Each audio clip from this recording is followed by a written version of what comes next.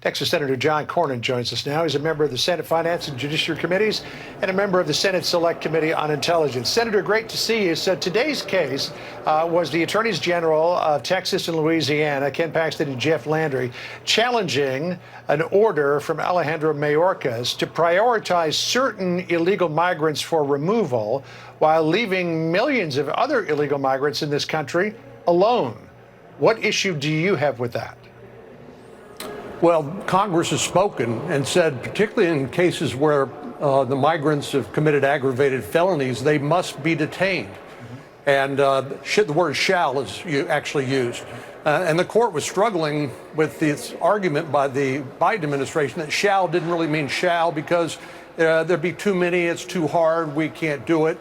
And I think this is a really important case because the Biden administration has run up the white flag when it comes to enforcing our border. You talked just now about the fentanyl crisis, took 108,000 American lives last year alone. Altogether, 71,000 of those were fentanyl deaths. Yeah. And millions of people coming across, overwhelming our capacity to distinguish between economic migrants, valid applicants for asylum, or people with criminal records, sex traffickers, or drug runners. So it's out of control, and the Biden administration is fighting it every step of the way. So what's your sense of which way the court may go on this based on what you heard at oral arguments this morning? Well, it's hard to say because there's so many different issues in play. Part of this has to do with the Administrative Procedures Act, others with standing, others with this language that I mentioned a moment ago. So it's a complicated topic. But in essence, what happened is Secretary Mayorkas issued a memorandum that undercut the congressional mandate or requirement that violent criminals shall be detained, and said there's too many of them, we can't do it, and arguing that they can cherry pick when to enforce the law and when not to enforce the law. That can't stand. Yeah, in fact, here's part of what he said in the memo justifying leaving the vast majority of people in this country illegally alone. He said, quote, "In exercising our discretion, we are guided by the fact that the majority of undocumented non-citizens who could be subject to removal have been contributing members of our communities for years. They include individuals who work on the front lines in the battle against COVID, lead our congregations of faith, teach our children, do backbreaking farm work to help deliver food to our table, and contribute in many other meaningful ways." That almost sounds like de facto amnesty.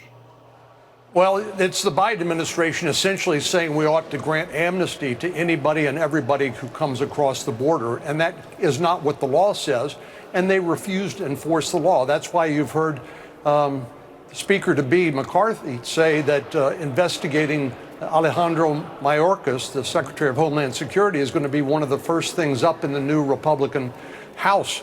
And it needs to be because they simply have refused to enforce the law, and they make this argument that we need people, and we do need legal immigrants in this country. We're one of the most generous in the world, but we don't need the open borders policy of the Biden administration, which is what we're seeing now.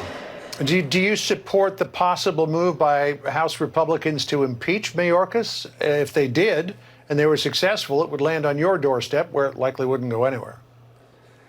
Yeah, there's not a lot of tools available to the Congress. I think they need to conduct an investigation. They need to build the record and remind people about all of the failures of Secretary Mayorkas and this administration, and demonstrate where he has violated his oath to uphold the Constitution and laws of the United States.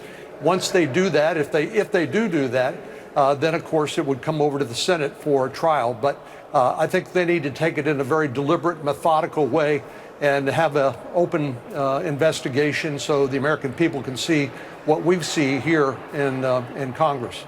Well, they're promising that will be one of the first orders of business in the new Congress. Senator John Cornyn of the great state of Texas, good of you to be with us today. We appreciate it. Thank you. Thank you, John. Senator? Fox